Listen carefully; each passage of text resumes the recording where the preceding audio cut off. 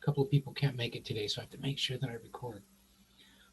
First thing, I got to mention this again. There are still some of you, shockingly, who have done little or nothing on the summaries. Okay, I'm going to remind you again. That's your choice. The libertarian spirit is alive in all of you, in that it's like you make an informed choice. But if you don't complete those summaries, okay, and you don't make a satisfactory, good faith effort to do so, and some of you haven't, you're losing 30% of your grade. It will be essentially functionally impossible for you to do better than a C in the class, regardless of how good your paper is. I also would expect that most people who would not do that would probably not produce a particularly good paper. It's generally an indication that you're kind of learning as you go, with possible exceptions. But um, you know, I've done something that I never do, in the sense that I've left each of those modules open for you to go back and fill in if you've had additional thoughts or reflections, or you want to tie chapters together or anything. The purpose for that is, again, it's all directed toward that concluding essay that you're going to write. And I've mentioned this to a couple of students, I'll mention it for the entire class. If you're using those module summaries properly, by the time we get to week 8, week 9, where we are now, where we're going to be week 9 next week, you've done a lot of your preliminary work already. You should be able to go into those notes, and that plus the outline that I posted an outline under module 5. That's an outline of last week's discussion on the paper, because a number of people are still unsure as to what the paper should look like. Apparently we just don't do a lot of philosophical essays on this campus. um, but just be aware, if you choose not to do the summaries, that's your choice, but you are gutting your grade by doing that. So if you're concerned about your letter grade, if nothing else, you're going to want to go back and make a good faith effort to summarize the chapters in each of those modules. I'll leave it to you. I probably won't mention it again. If you look at the prompt for um, the completed assignment, which is now available under Module 5, you'll see a reminder there of this is what your grade's going to look like. 30% is the summary, 70% is the paper. Okay, so I shouldn't have to talk about that again. The other thing is that I'm giving you until Saturday the 12th. Okay, that gives me enough time to grade the other stuff I have to grade all of these essays, and get them done in time to turn them around, get the grades posted by the deadline that they're imposing on us, which is fairly reasonable. Even though the last day of class is Friday and there's no finals week, week 10 is essentially finals week. I'm going to give you a little bit of slack on that, just because some of you have a lot of things coming in for a landing right around Thursday, Friday, and I figure, well, I'll give you an extra day. But the link to upload the assignments will switch off, will be inaccessible at 11:30 on the evening of Saturday the 12th, which means beyond that point, I will not accept any essays, okay? Which means I will not give you an E or an I will give you an F, because you will have failed, okay? Just so we have that and we're clear. All right, I don't want to get into negotiations about incompletes and carrying this on through the summer. If you think about the structure of this class, okay, you have had very little imposed upon you in terms of regular writing and deadlines and things like that. The onus has been on you almost completely. All right, to keep up with the readings or not as you see fit, to to do the summaries or not as you see fit. Right, it's a seminar. This is the way graduate school works. This is the way education, I have always argued, should work. Students always want to take ownership of things, and students want to have influence over the curriculum, and students want this and students want that. That's fine. So you have to show that you can do it. That's why this class is structured the way it is. This isn't like other political science classes. This is essentially not political science. This is political philosophy. This is not social science. We're not using quantitative data. We're not testing hypotheses. We're not doing a lot of the things that we would do in social sciences. This is a think piece, but this isn't an exercise in self-aggrandizement and opinion. You're not a political pundit, okay?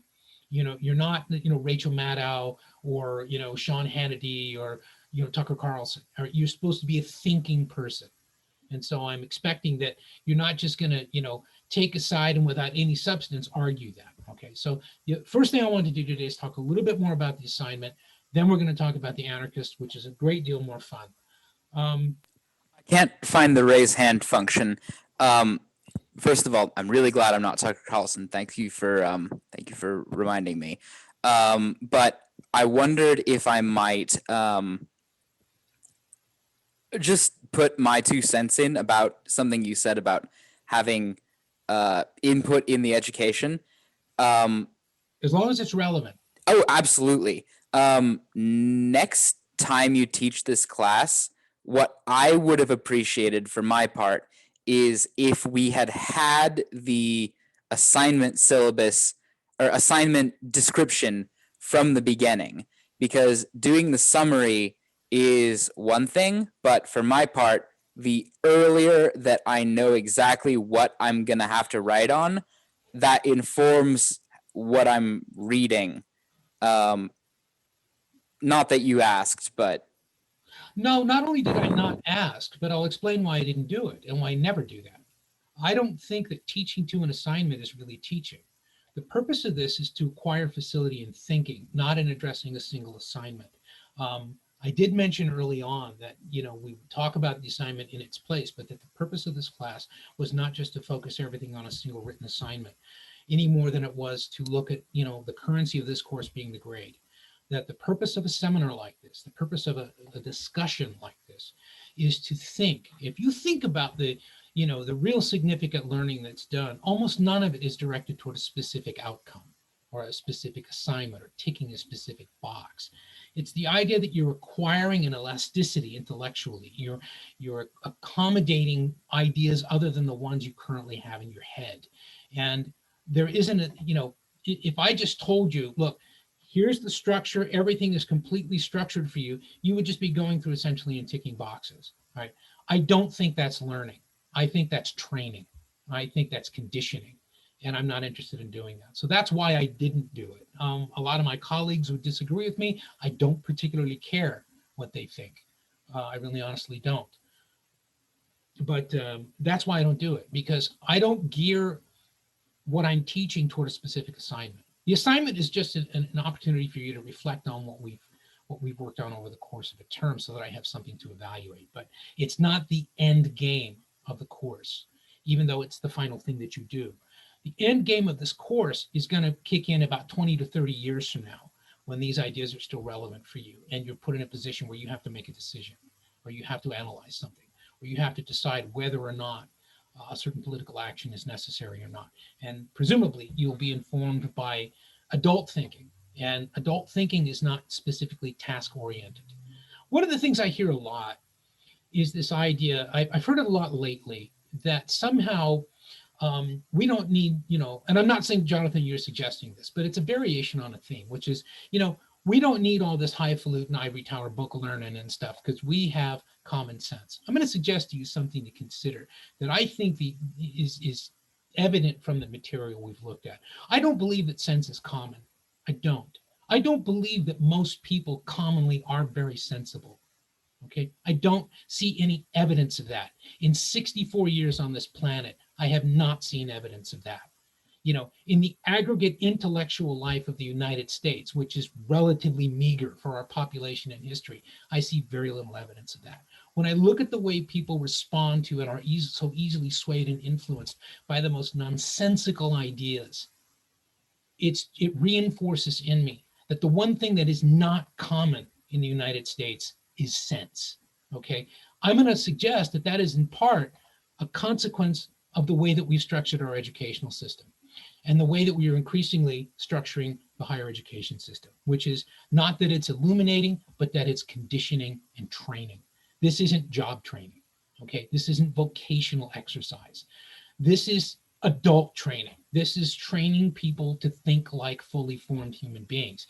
That's not something that is task specific, because the one thing we do know for sure about our lives is we don't know what tasks we're going to be faced with tomorrow, or 10 years from now, or 40 years from now. What we do know is we've only got one apparatus we can use and apply to those tasks, whatever they might be. I am nowhere near what I was when I was 18. Okay. The world is nothing now like it was when I was 18. Okay. But I would argue I was prepared and more prepared as I went along. I continued to prepare for the world as it is now because I wasn't thinking in task specific terms, or I wasn't thinking in terms of ticking boxes and I've got this and I've got this and I've got this. I didn't go to college till I was almost 30. When I did, I was liberated completely from the currency of the education being the grade or the degree. I never stopped to think about that. I never cared. Okay. As a consequence of that, I went from being a relatively crude, unsophisticated, belligerent little punk to being a fairly well-rounded thinking person. That is, I became an adult. Okay. I was a kind of a smart kid prior to that. Okay. So the idea here is that this class is not intended to be easy. This class is intended to be an adult challenge. It's supposed to stretch you intellectually. And again, if you know in day one what the end game is, there's no stretch. It's just a test of endurance then, and not even much of that. But if you're going into this with the idea of, okay, what is there for me to discover here that I find of value? That's much more important. And so again, Jonathan, this is not to negate or belittle any of your suggestions. I hear that a lot. If I hear it also from people who say, why don't you ever use the whiteboard, or why don't you ever write things down? Because I appreciate your explanation. Right, but this isn't just for you though. What I'm saying is, Aristotle didn't use a whiteboard. Okay, he talked, and people listened or they didn't. And if they didn't listen, they remained ignorant and mediocre. Okay, and task-specific training is the graveyard of mediocrity. It's where mediocrity goes to die. Writing materials were really expensive back then. Well, they weren't. They weren't used. They weren't important. The idea was the idea, not the assignment, but the idea that you should. The idea always for me, right? When I first started teaching, I had the opportunity to do this. I was working on one of many campuses, at one point 6 different campuses. One of them was a very large, beautiful campus with a lot of places you could walk. And I used to teach a political philosophy class. So we would go outside and get some air and walk around. And everyone knew that, okay, we're talking about something. We're talking about liberty, or we're talking about tolerance, or we're talking about obligation, or whatever. And that's all they knew going in. Okay. And we would have those talks, and then only in an ancillary way would I assign readings, because the idea is think. Okay. I don't want to train you. I want to illuminate things. I want to show some light in some areas so that you can look there and decide whether or not something is of interest to you. That's the whole structure of this class. Okay. The reason why I took this on is because it's liberating for me. It gets me away from even, my commitment to that kind of rote learning and structure and everything else. And it gives me a chance to think a little more celestially, a little more aerially than I'm normally allowed to do in, say, my political development class or the class on terrorism or something like that. The ones that are really conceptually heavy and require a lot of empirical knowledge and things like that. This is a thinking environment. So yeah, again, the assignment is important, okay, because the assignment is your chance to think in a very focused way. Okay, think of it that way. That's a chance to focus your thinking.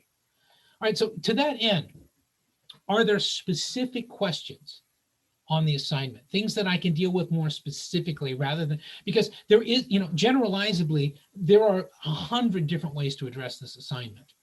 But what I need from those of you who say that you aren't yet grounded in the assignment, I need you to think enough to be able to tell me, okay, tell me specifically thus and such, and then I can do that. Or I can at least tell you I can't, and I can explain why.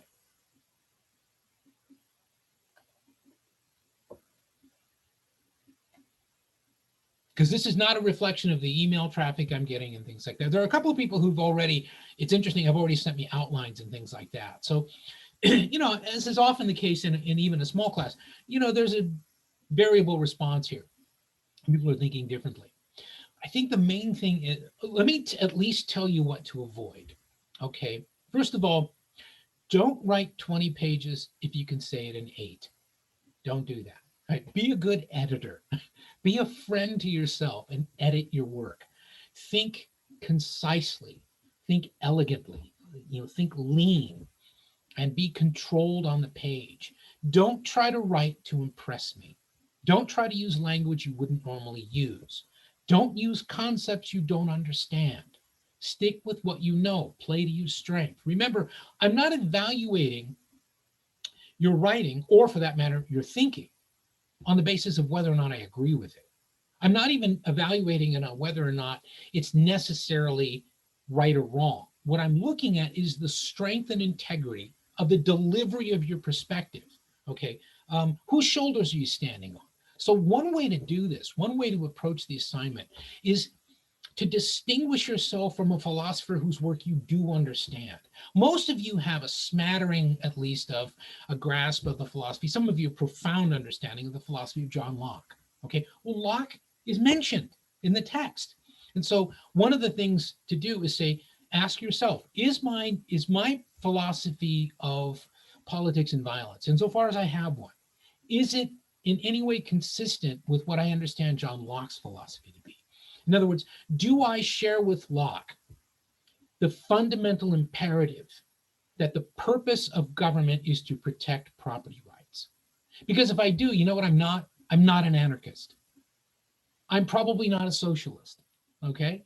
I'm probably, a liberal Democrat of some kind. In other words, I probably believe in government by consent, which means I probably believe in elections, if not direct participation. I might believe in the initiative and referendum. Therefore, I might also concede to the state some capacity to exercise coercive violence, to protect the integrity of those elections, to protect the rule of law, to protect and secure my private property. Because I'm not, I'm a little tiny old man. I can't protect my own stuff.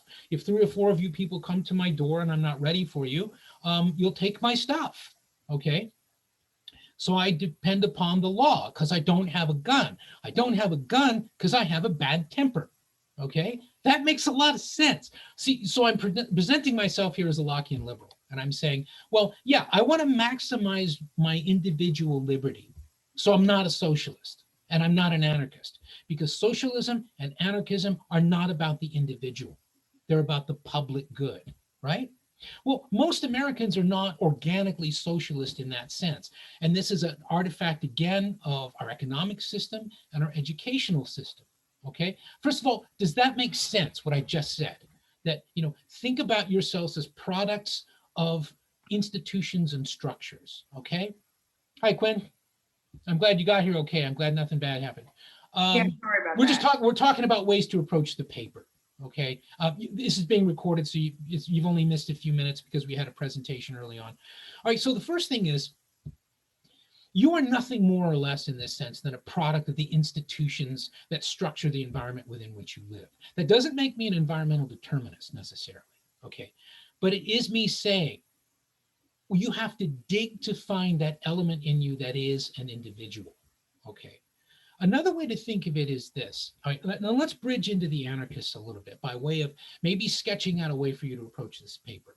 What I'm going to try to do, and I wasn't going to do this, but I'm going to try this. So, it'll be a little raw, I'm going to try to sketch out an anarchist response to the paper, to the assignment, okay? Again, I'm going against everything I just said about not wanting to teach to the assignment, but I'm using it as an example, okay? First thing I have to do, okay, and again, I'm writing my paper, right? So I have to explain to the attentive but perhaps unschooled reader, this is anarchism. So if you look at the chapter on anarchism, right, the first thing you should notice there is that where are these anarchists pretty much in agreement, okay? Where they are pretty much in agreement is their rejection, okay, to one degree or another, of the state. Okay, so the question is, why do anarchists reject the state? So you tell me, why do anarchists reject the state? Because liberals want a limited government, but they don't reject the state. John Locke doesn't reject the state. John Rawls doesn't reject the state. Liberal thinkers typically don't reject the state, but anarchists, almost unique among political philosophers, reject the state. Even socialists, even Marx doesn't reject the state. What is the anarchist argument for rejecting the state?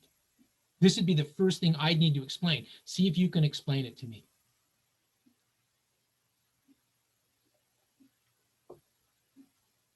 Or is it better that I assume that you haven't yet had a chance to read the chapter on anarchism? As I understand it, they reject the state because they argue that the structural violence inherent in the preservation of the state and the preservation of the elites that have the greatest stake in the state ultimately does more harm to the greatest number of people than it purports to protect. So are you saying that anarchists are utilitarians philosophically? That's tricky.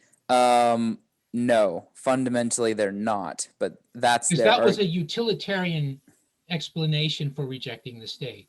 It's weird because they're like strident individualists. No, they're not. Absolutely not. No. That's the first thing to keep in mind. Anarchism is not a philosophy of the individual. Not properly understood, no. Maybe I'm thinking of like ANCAPs or something. Well, what you're not thinking of is classic European style anarchism. It is not a philosophy of the individual. This is where one of the reasons why Tolstoy is a bad example of anarchism, because, you know, I would refer to Tolstoy as an aesthetic anarchist. That is, he's looking at it as a creative being, okay? And there is a need for the being to be liberated in order to create. But and anarchism doesn't deny that philosophically. We'll come to, Jonathan's a good point though, and we'll come back to that. But I want to get back to this idea of why specifically anarchism rejects the state. Quinn, you had your hand up. Did you have a question or a comment? Yeah, I guess so. I'm familiar with mostly with anarchy with Tolstoy, and so in reading this chapter, it was for me a lot of deconstructing my previous incorrect notions about anarchism. Yeah. And so I guess I was raising my hand because I had been in the same mindset where I was confused about whether or not it was rooted in the individuality. But isn't a big part of the anarchism principle, and I could be wrong, so please tell me if I am, not in the individuality, not in the unique individuality and like that thing, but in rejecting conformity. And so about not jumping into whatever role society lays out, or is that still the wrong? Okay, again, you are talking about what I generally describe as aesthetic anarchism. Okay. And by the way, I'm not using the term aesthetic as a diminutive or a pejorative. Okay, it's, in other words, I'm thinking of aesthetics in the philosophical sense, that aesthetics is that notion of what is beautiful, you know, what is sublime, what even to some extent then what is virtuous. Okay, there's an aesthetics to anarchism, but when you look at, for example, if you look at Bakunin, just as an example, okay, what he's trying to describe is a society when he describes freedom, he's not necessarily talking about it as individual to individual. Notice his, in fact, I almost never do this. Let me see. Okay, this is Bakunin. I just thought for once I should like get the horse's mouth going here. I had to look this up because I couldn't remember all of it. First thing, this is the classic Mikhail Bakunin on anarchism. This is the one that always stuck in my head. Okay, but I'm going to read it so that I make sure I get it right. And what he's talking about, he's rejecting the state. He's rejecting the socialist state as well as the capitalist state. But listen to how he does it. And listen to how this prefigures what we would come to see in the Soviet Union and the Eastern Bloc and, you know, North Korea. Okay, he says, freedom without socialism is privilege and injustice. Now, in that, what's he describing? Well, when he says freedom without socialism, what do you think he's talking about? What would he be talking about today? Freedom without socialism. What's an example of freedom without socialism? the United States.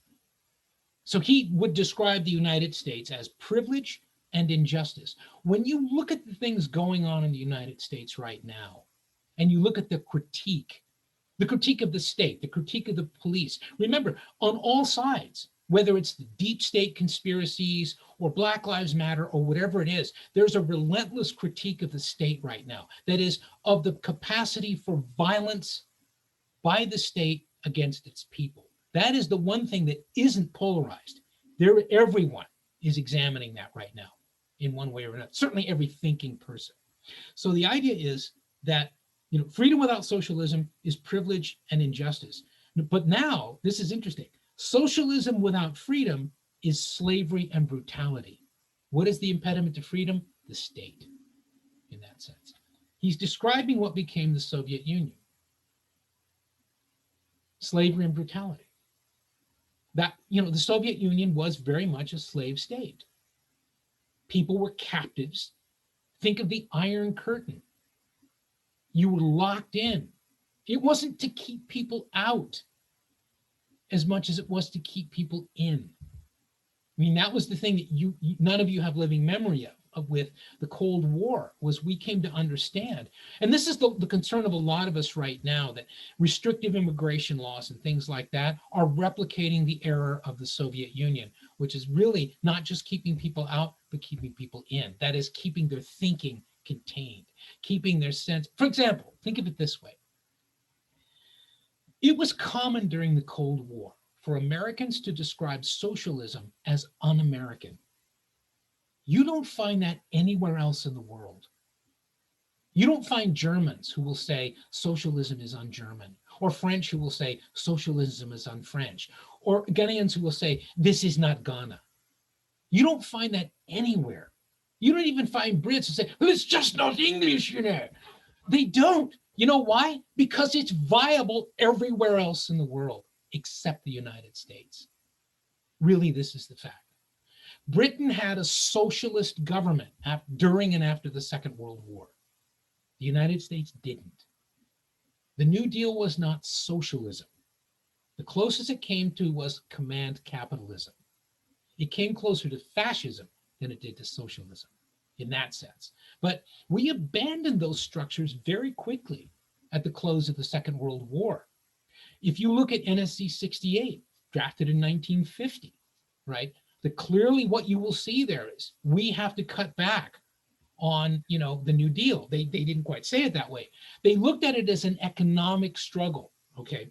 Because the concern is we're going to have to impose burdens on people exhausted by the Second World War, meaning Americans, right? Even though we were the least touched by it, but we lost 250,000 people, okay? So the idea was, in order to do that, we're going to have to reduce this welfare state. We're going to have to harden people. And we're also going to have to engage in domestic propaganda. That is the state closing down against its own people, containing its own people, using the educational system as an instrument of anti-communism.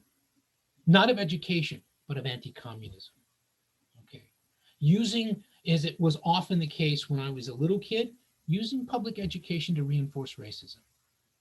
Having manifestly, blatantly racist school teachers, okay, and things like that, and have that be accepted. Equating civil rights with communism, okay, and equating communism with terrorism. 1951, Dennis versus United States. People convicted for 5 years in federal prison for crimes they might someday conspire to commit. That's essentially what that is, okay. That's not freedom, whatever else it is. What it is security. Security for whom? This is the anarchist dilemma. Security for property. The anarchist critique with respect to the state is the critique of property. Proudhon, property is theft. Now, again, I'm not asking you to agree, but we have to understand what the anarchists felt they were fighting for, to understand why some of them would pick up guns and shoot presidents and pick up bombs and blow up, public squares. What they felt they were fighting, and if you look at their use of violence, most anarchist philosophers and thinkers are remarkably nonviolent in their assertions about anarchism. They see anarchism as an escape from this relentless violence that is imposed by the propertied class with the mechanisms of the state, the structural violence that Marx talks about in class warfare. Okay, in other words, this is why anarchists are not Marxists. Because when Marx talks about the inevitability, right, the dialectical materialist model, the inevitability of the transition from feudalism to capitalism, from capitalism to socialism, from socialism to communism, he looks at these as inevitable historical forces, okay? And so he's not an advocate of revolutionary violence. He understands it may happen, but it's not a predicate of his thinking. The predicate of his thinking is that the proletariat, the workers, the producing class, labor, will capture the means of production. In order to retain control of that means of production, they will capture the state. That's the dictatorship of the proletariat. Okay. But here's what, again, I hate to just read from this is Bakunin rejecting that. Okay.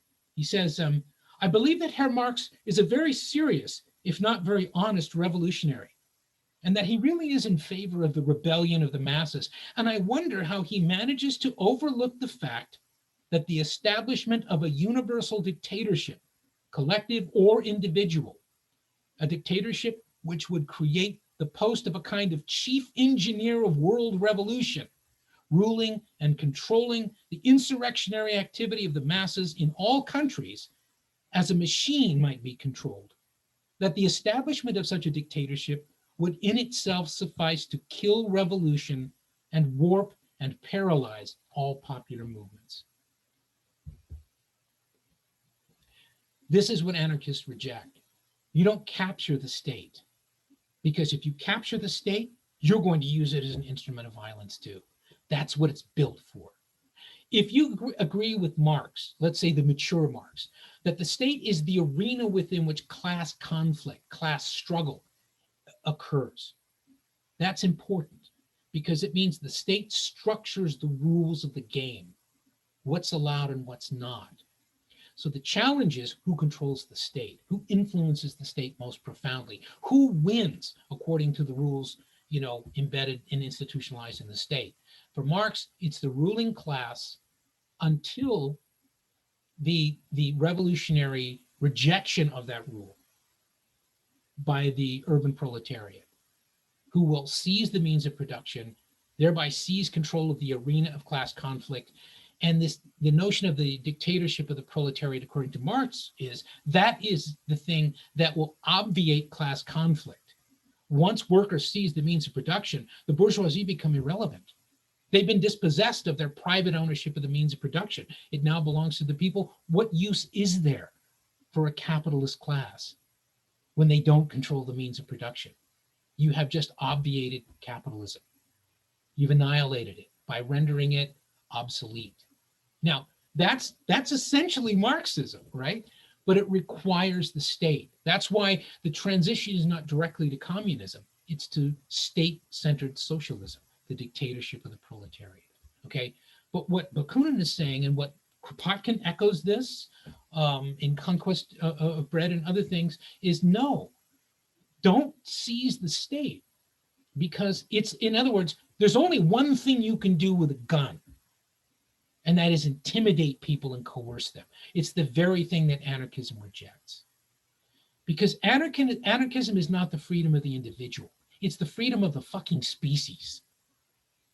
It's human emancipation. Okay.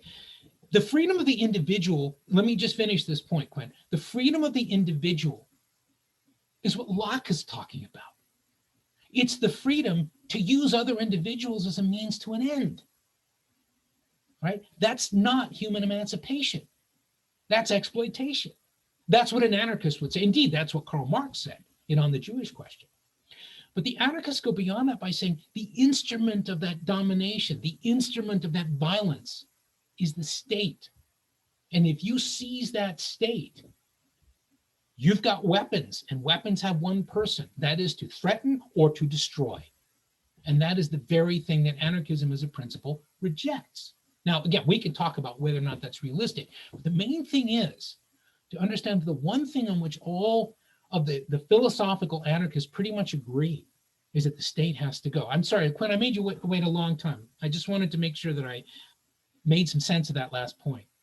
No, you're all good. Sorry. You'll like say things and it triggers thoughts, and then I appreciate you finishing it because otherwise my brain would never connect the dots.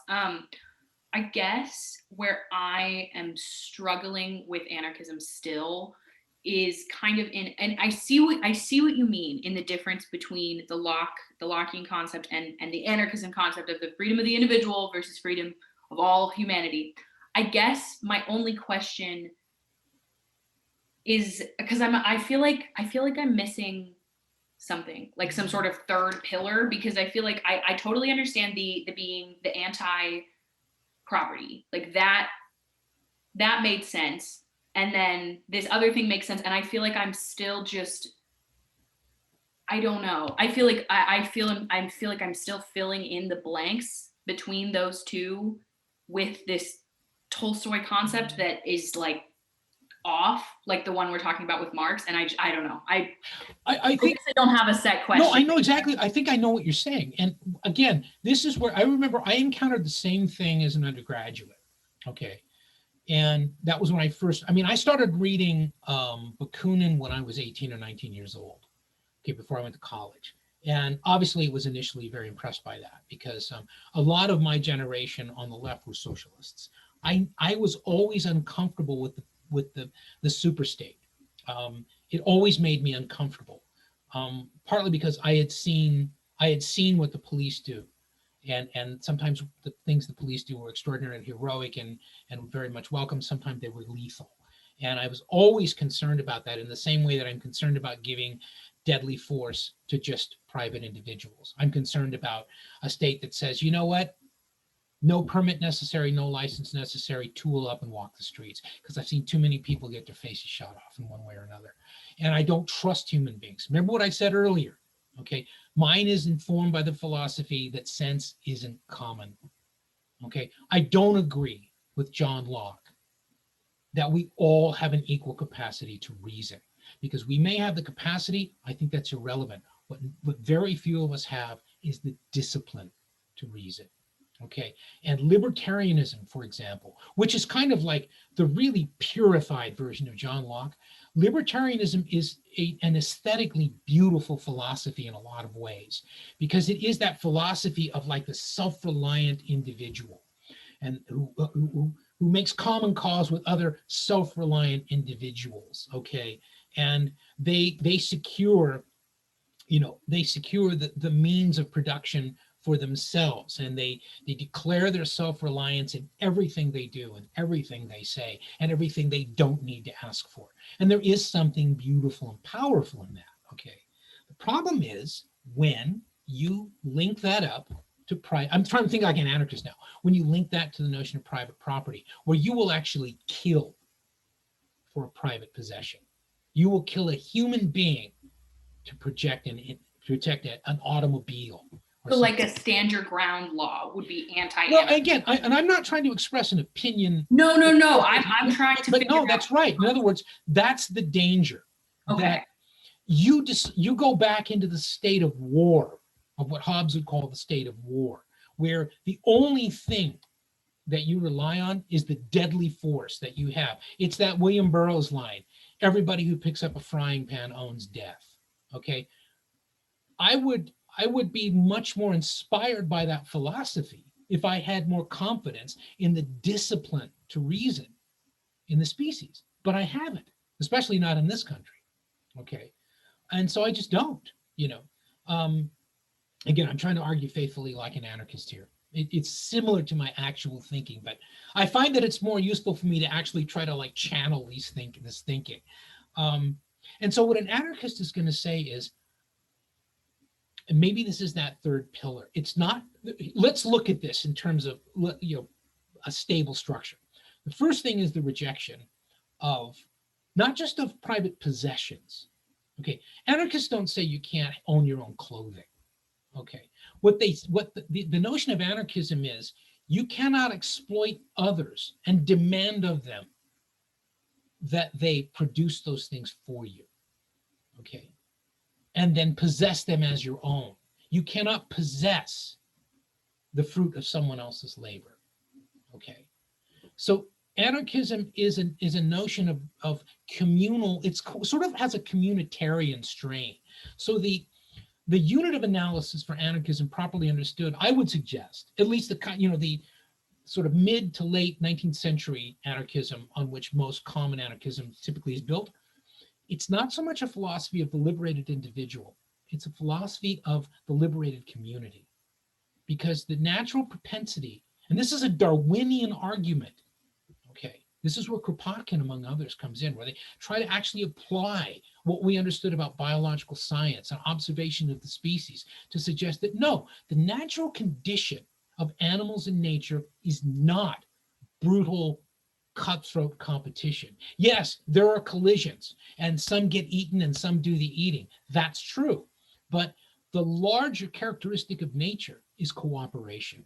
There are far more animals that live communally than there are lone predators, for example. Okay, does that make sense? So first thing is, anarchism is based in nature. That's the first argument. Okay, the second is, private property is not based in nature. It's an abomination because it turns us into competing bloodthirsty animals fighting for the fruit of someone else's labor.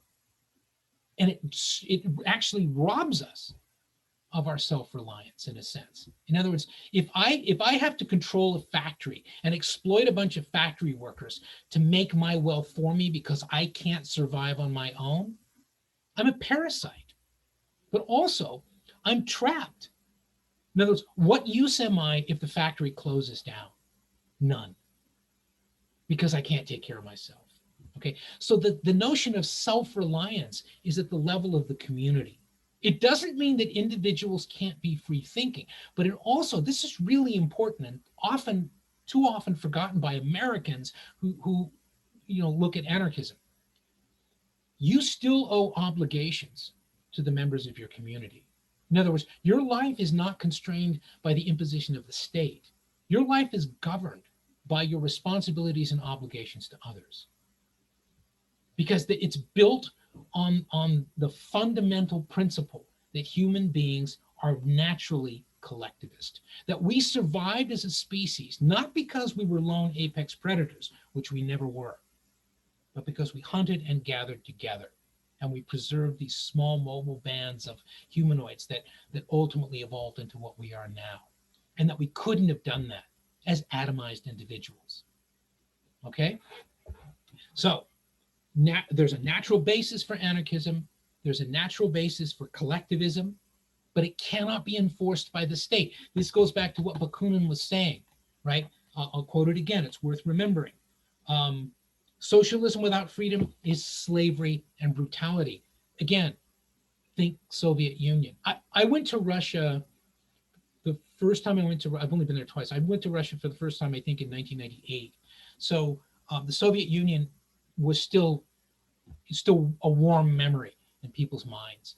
And the one thing I noticed that you arguably wouldn't have seen necessarily because it would have been kept from you is actual poverty. Most of the poverty I saw was older people. But in addition to that, one of the things I saw, this is how you can be conditioned. This is the slavery component, perhaps. We were at Red Square and everybody wanted to go to Lenin's tomb. And I didn't, it's like, it looks like a wax doll and everything. But I'm standing out there at Red Square and all of a sudden I see this mass of people and they're all carrying the old Soviet banners and everything else. These are old line communists. There wasn't anybody in that demonstration under the age of 50. All they had ever known was Soviet socialism. Okay. And so this is what Bakunin's concerned about. You create a kind of slave. Emma Goldman talks about this. She's quoted in there when she talks about you cannot have a militarized economy that is projecting force, not only to keep, the American ruling class and its property, but the property of the rest of the world. You can't do that without slaves. because free people will not naturally take up arms against people 5,000 miles away. They won't. You have to force them to do that, and that's slavery. Okay, so that would be the other thing, is that the freedom is the freedom from the state. Does that make sense? Again, I mean, these ideas have to germinate a little bit. So if I were writing this essay and I decided, which I hadn't until this class started, okay, I'm gonna do this from the point of view of an anarchist. The first thing I would do is differentiate myself from liberalism and explain why. Because I'm rejecting the natural condition of private ownership. Okay, I'm rejecting that. You can't be an anarchist and accept that. You can't. Because then you're not an anarchist, you're something else. In other words, you can actually be a socialist, and to some degree you can accept a pretty significant maldistribution of stuff. Think about the socialist dictum of Marx and Engels in the Communist Manifesto: from each according to ability, to each according to need. That suggests that not everybody has the same abilities and not everybody has the same needs. That's inequality, and that's structural. You know who decides that? The state. That's socialism. That's why a lot of people dread socialism, because it's like, well, wait a minute, who decides what I need? Who decides, what my abilities are? The state. Anarchists would say, your abilities are the things you reveal to your community, the community within which you survive. Well, I would, in fact, here's what I would then do. I would make the argument, I'd go long and make the argument that we can go all the way back to classical philosophy, and we can look at Aristotle. Because for Aristotle, the highest embodiment of human potential is not the successful individual. It's public life. It's involvement in public affairs. And that's not inconsistent with anarchism, as long as there's no intervention from the state and there's no coercion by the state, and you're genuinely involved in the affairs of your public. Okay, that's anarchism. So I would even argue that in that sense, anarchism is not inconsistent with one of the fundamental principles of, that goes at least as far back as Aristotle: we are by nature social and political animals, not atomized individuals. Even Plato rejects the private man and all that. The idea of, they looked at with really they were very disparaging of the person whose only interests were private affairs. That was Plato's producer class. They had no political power at all. They were not political beings. They were strictly material, appetite-driven beings. Now, again, they were necessary because somebody's got to make the shoes. Okay, that's not consistent with anarchism, because it creates dependency and it requires a state. Who's the state? The guardians and the auxiliaries. There's a state. Anarchists say, no, we're our own guardians. We're our own auxiliaries. We're our own philosophers. Okay, so that would be the argument. You see what I've done? In other words, I could distinguish myself from Lockean liberalism. I could reject the Hobbesian notion of, life in the state of nature is solitary, poor, nasty, brutish, and short, which every anarchist does reject, okay? Because only if that's true is the state necessary. If life in the state of nature is solitary, poor, nasty, brutish, and short, and you want to accumulate the means of production, then and only then is the state required. Does that make sense? Okay, what you're saying when you say that's what you have to do is violence is a requirement of private property. And again, this is a common misunderstanding of Americans in particular, because we're so hostile to socialism. That private property doesn't mean the clothes on your back. It doesn't even mean the guitar sitting back there, or the awesome 5-watt amplifier I'm waiting to get either today or tomorrow. That's okay. You know why? Because I'm making productive use of it in a community, community of musicians, let's say, my guitar students and people like that. I'm teaching them something, okay? And this is actually something I've ordered, and I'm going to give this to a student who's kind of gone as far as I can go, okay? That's okay, because you're doing the good of the community. You're working on behalf of the community. I'm not trying to enrich myself, okay? That would be consistent with anarchist principles. All right, so give me some response to that. So anarchists reject fundamentally the coercive violence of the state. They reject it because it's only required by the private ownership of the means of production. They differ from Marxists in the sense that they reject state-centered socialism as slavery and brutality. We have living examples where arguably that was the case. It is why so many people, and not just conservative Americans, do kind of dread, the specter of socialism in the United States. They're concerned about what they would think of as slavery and brutality. But that gets us back to the sort of freedom, without socialism, which would be more like America. Okay, then you're going to have structural racism, you're going to have structural unemployment, you're going to have structural inequality, and you're going to have violence. That's Bakunin, okay? Which is why Bakunin would reject both the Soviet Union and the United States, because they both have a state and both use that state to terrorize their own people. What about the violence necessary in enacting the revolution? Great. That's the dilemma. And that, if you'll notice, the ambivalence of it. Exactly. That's the violence. Right, Jonathan. That's the ambivalence. Every one of the because writers, I think. Do you mind if I? No, I'm sorry. We have a little bit of lag. I didn't mean to cut you off. Go ahead. It's okay. Just like in Marxist thinking, not just Marxist, but this 1848 era socialist thinking, and the things that came after, they had this. It's going to be great. How are we going to get there? Something seize the means of production. Well, yeah, you're going to have to do some seizing, and that implies someone's going to be resisting you. And likewise, maybe it's and not the way that you meant it, but the other version of aesthetic. Maybe it's the parentheses other version of aesthetics of anarchism, the leather jackets, the spray painted A's. There's something extra spooky, at least in the American understanding, at least in my understanding, about the violence of anarchism. Okay. Part of that is, and this is punk rock, man. This is addressed to some extent in the book, however imperfectly, because they're trying to cover a lot of material here. But the first thing is, just as with socialism, Americans are almost completely ignorant of anarchism, right? Because we equate anarchism with what we hated about the labor movement. Oddly enough, we don't equate the mafia and gangsterism with that, which is where the real violence was, okay?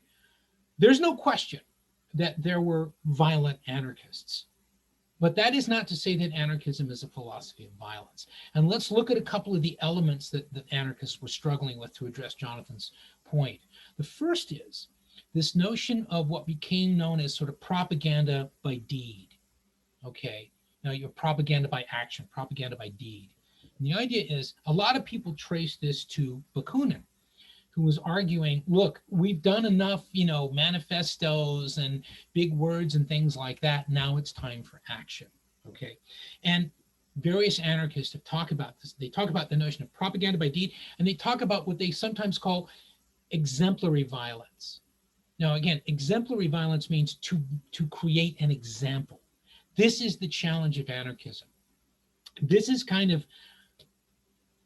certainly, I would say, where Kropotkin was. This, I would argue, is where Bakunin was in most of his writing, that there was an understanding that in order for people to be encouraged, not compelled, to be encouraged, to be inspired, to rise up against the violence of the state, exactly, yes, there needed to be martyrs.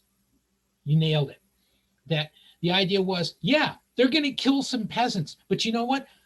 It is so clearly going to reveal the brutality of the state that people will no longer tolerate that. Okay, that was the idea. That's exemplary violence. That's a version of exemplary violence. So when you see that term of exemplary violence, it's usually recurring to the anarchist idea that while we may, for example, deplore the conspiracy to assassinate, or the conspiracy to bomb, or things like that. We may deplore those things, but we understand that ultimately the state's violent reaction to that will serve as an example of what those deplorable actions were pitted against.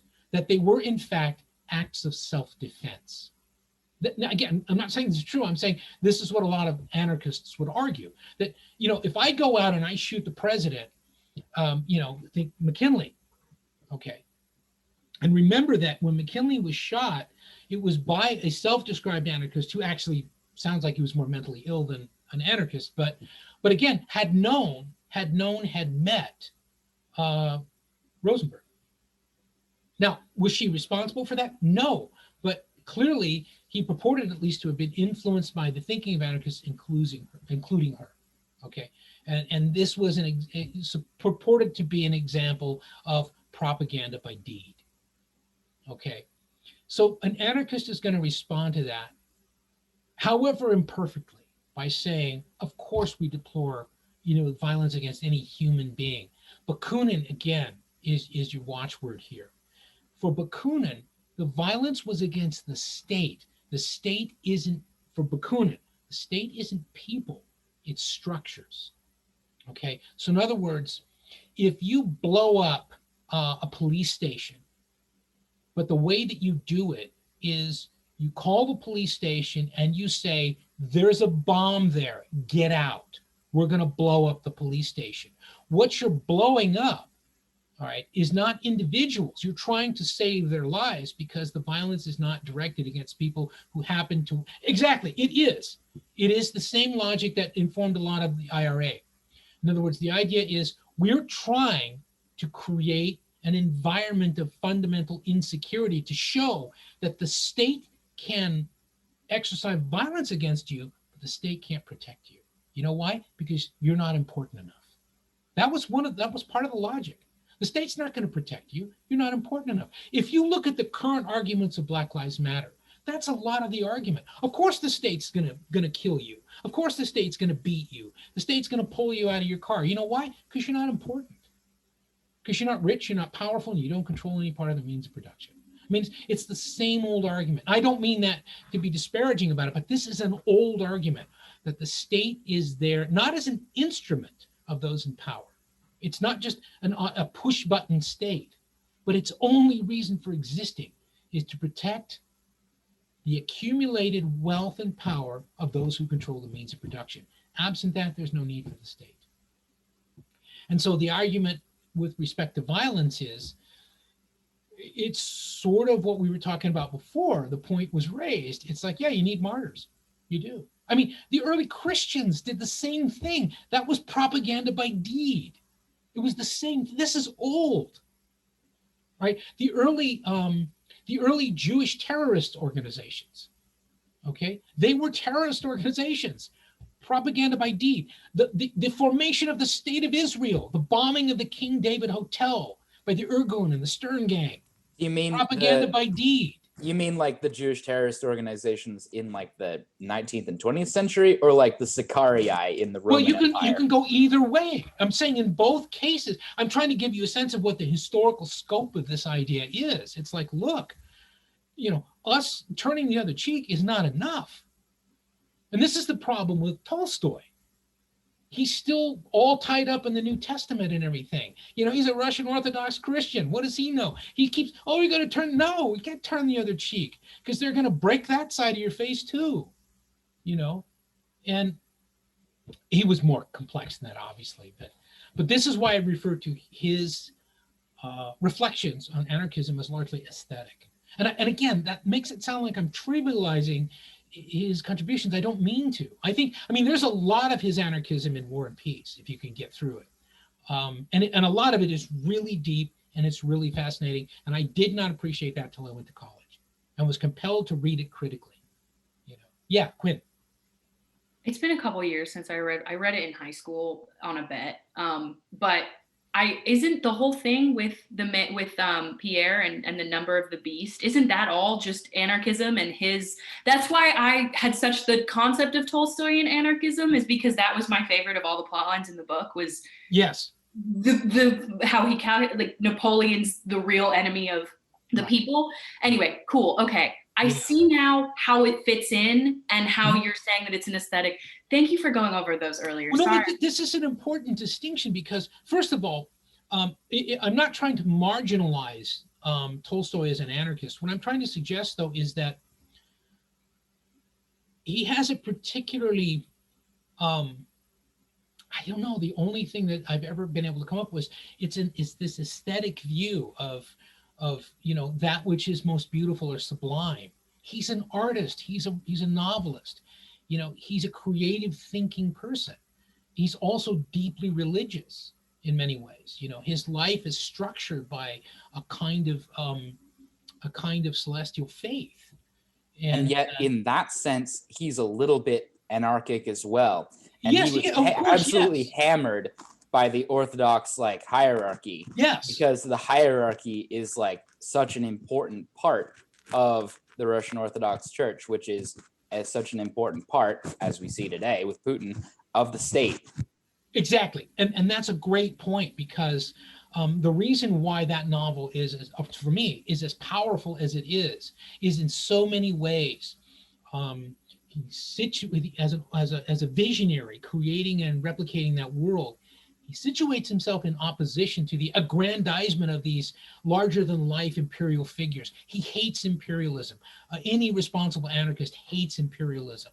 Okay, because many of them have seen what it does. They've seen the cost of this. Can you see, for example, how something like anarchist theory would be absolute dynamite, no pun intended, in the hands of an anti-colonial movement? All right, it's the perfect rejection of imperialism, because imperialism isn't just the state, it's an alien state, right? It's alien rule by definition. And so, even I would argue that there's relatively little actual socialism in Frantz Fanon. I don't think that his is a very comprehensive understanding of Marx. I think he's a lot closer in a lot of his thinking to anarchism. Okay. But that totally a subject of debate, and we're getting into Fanon along with Gandhi, who I find less relevant, to be honest with you, next week. But I think you might, and it's not just about the notion of violence, it is the psychology that he invokes. Being trained as a psychiatrist, he has a notion of the psychology of the anti-colonial struggle, of the colonized and what it takes to overcome that, of the trauma of colonial domination, of that alterity, that alien rule, that idea of diminishing generationally your identity and so your worth and your value. That is, of destroying the sense of community and identity that is the core of anarchism. And see if that makes sense when we move along. But see, that would be one way to take on that essay, if you wanted to sort of be bold with it, and say, you know what, I'm going to address this thing as an anarchist, the hell with it.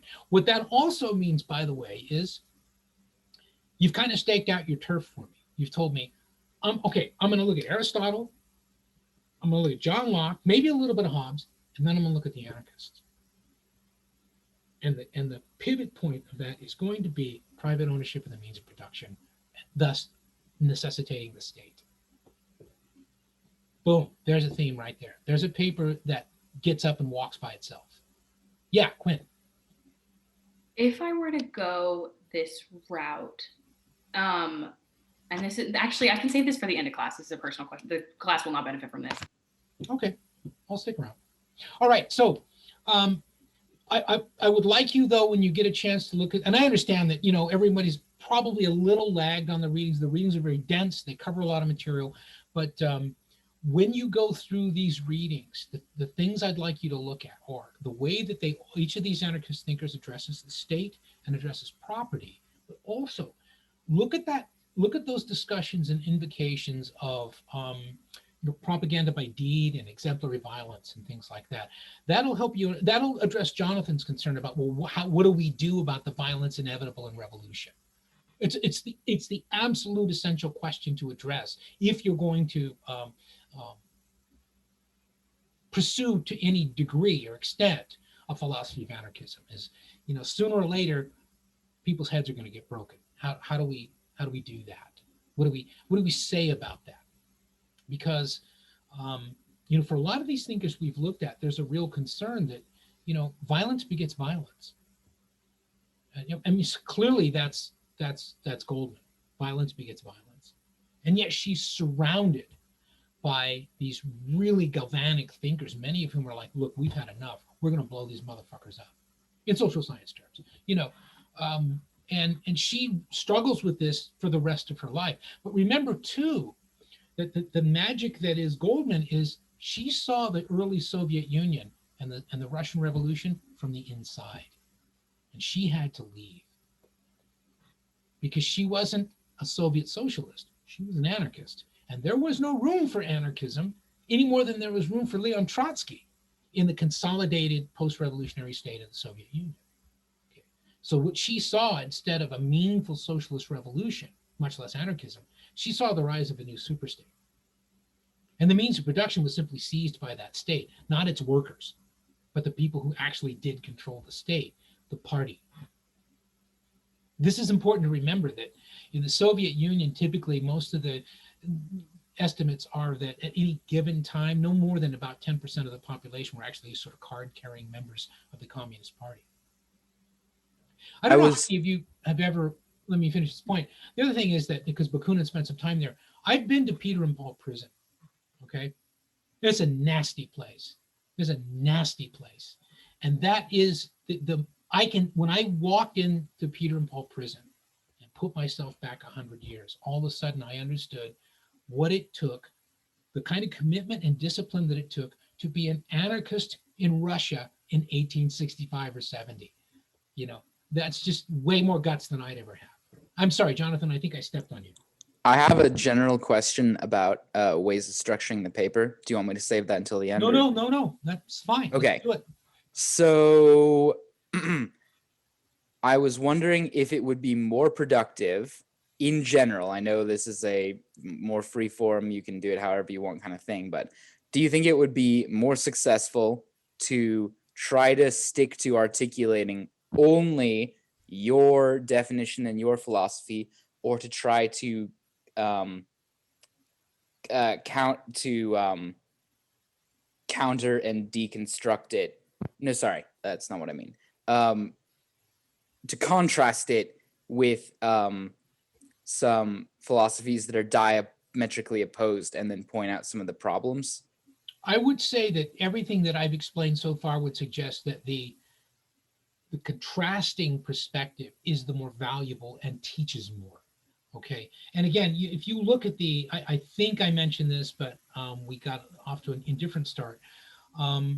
Just above the prompt under Module 5 for the written assignment, I put an outline of our discussion from last week that kind of addresses the question that Jonathan just framed.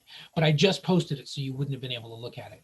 Okay. But what I would suggest is that the most effective way to pursue a philosophy and clarify your points is to distinguish them from other thinkers. I mean, all the really influential philosophers for me have done that. Machiavelli does it, Marx does it, all the anarchists do it. I can hardly think of an effective philosopher who does not do that. It's one of the things I always appreciated about Aristotle. Yeah, he's trying to make a case for the polity. He's also trying to say, though, there are certain circumstances under which a polity will flourish, and in any other circumstances, forget about it. It isn't going to happen. And he explains what those circumstances are. So that's effective philosophy. I think the thing to keep in mind is that, again, this isn't an exercise in position taking or opinion. You're trying to teach something. Okay. And I would say that if anything you ever write, if it's going to have any value, you're trying to inform somebody. You're trying to, illuminate some, this sounds completely stupid, but this morning I had a guitar lesson with a student I've been working with for a long time. And it had never occurred to me that when I go out and play music, okay, first of all, I'm doing it because I love it, but also there is that possibility that you're going to play something that someone's never heard before, or in a way that someone's never heard before. And it's going to open up some little window into a world they've never seen before. And that I finally realized after all these years, that's the fun of doing it. It's the reason why I like doing this for a living. I was talking to my brother about this. He was like, how can you do that, man? That must just be a drag. And I'm like, no, it's great because it gives me the opportunity, if not the guarantee, it gives me the opportunity to be of use to people, right? by here, you may not have seen this way. Check it out. Like Quinn, your observations on Tolstoy and anarchism. I'm not trying to negate them. It's just that let me shine a light on another corner of that. Then you'll have a more complete picture of Tolstoy and anarchism or whatever it is. Jonathan invoking this idea, well, what do you do when you got to break a few eggs and make a revolutionary omelet? Well, what do the anarchists say? What does Marx say? Sometimes they're a little disingenuous. What does Fanon say?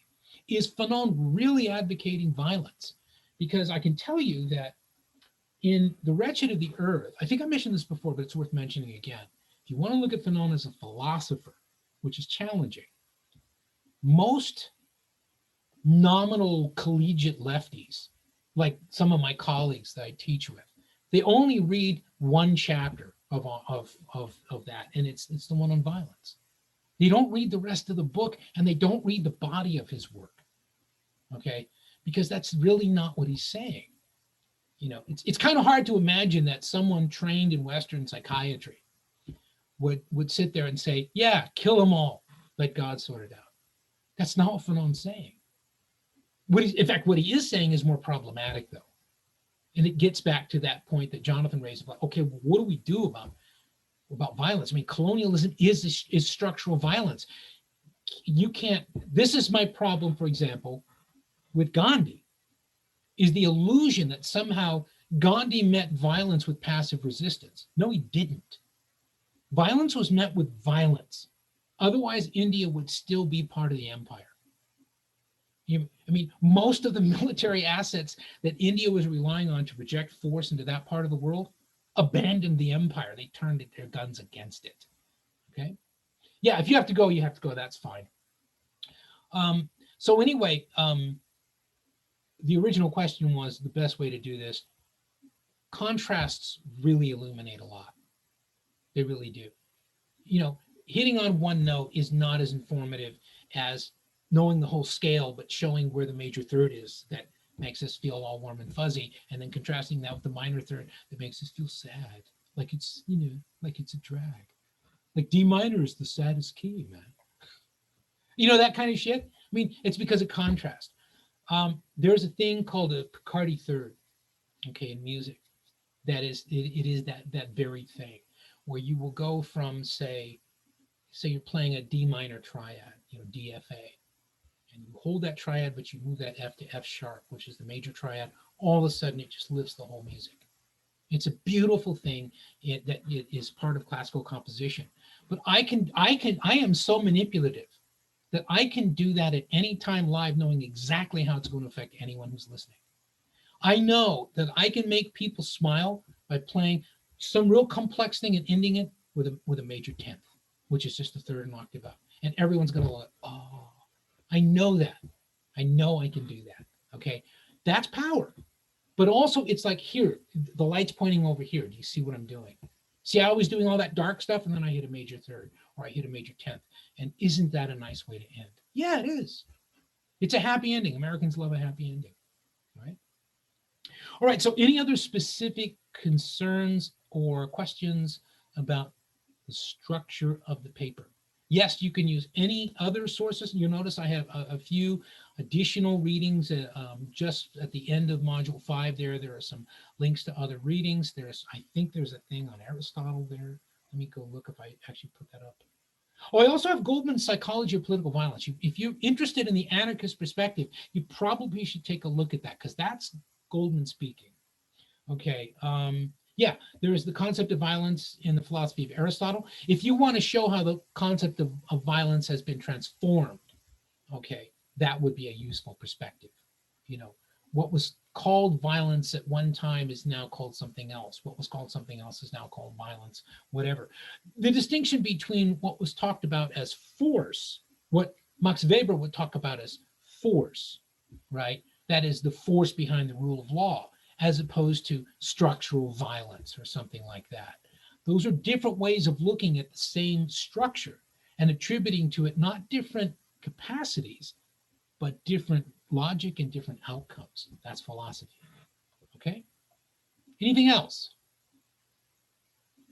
Okay, so again, if you haven't already, If you need a reference point, I would say if you scroll down to module 5, just below the Zoom class meeting link for June 10th, which is the last class, you'll see it says outline of our discussion on the writing assignment, and it has an outline of everything we talked about in the last class. Okay. I'm not interested in discussions of page length or any of that kind of stuff. Everybody's different. I think that I will say it again though, a concise, tersely produced, elegantly realized 8-page paper is going to be a lot more profound and useful than a bloated, stodgy 35-page paper disquisition on nothing. You know, stay sharp with your focus, narrow the focus of what you're doing. You know, there's in acting, there's a thing called playing small. Okay.